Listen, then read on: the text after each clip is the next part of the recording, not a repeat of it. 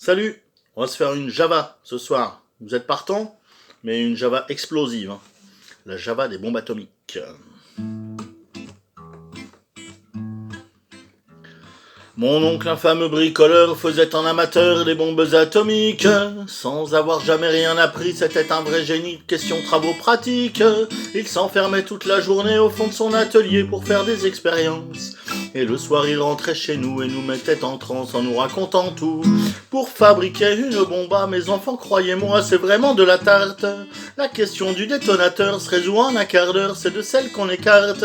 En ce qui concerne la bombage, c'est pas beaucoup plus vache, mais une chose me tourmente, c'est que celle de ma fabrication ont un rayon d'action 3,50 m. Y a quelque chose qui cloche là-dedans, j'y retourne immédiatement.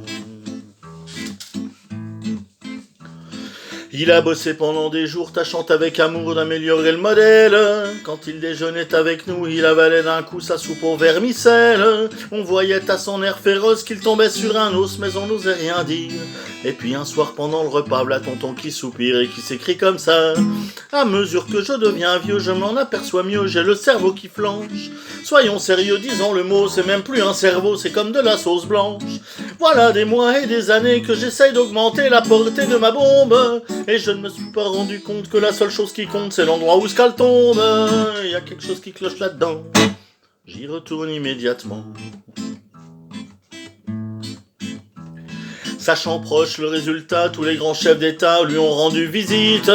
Il les reçut et s'excusa de faire que sa cagnara était aussi petite.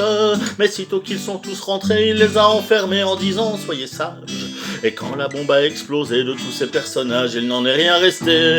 Tonton, devant ce résultat, ne se dégonfla pas et joua les andouilles. Au tribunal, on l'a traîné et devant les jurés, le voilà qui bafouille. Messieurs, c'est un hasard affreux, mais je jure devant Dieu, en mon âme et conscience, qu'en détruisant tous ces tordus, je suis bien convaincu d'avoir servi la France. On était dans l'embarras, alors on le condamna, et puis on l'amnistia. Et le pays reconnaissant l'élut immédiatement chef du gouvernement.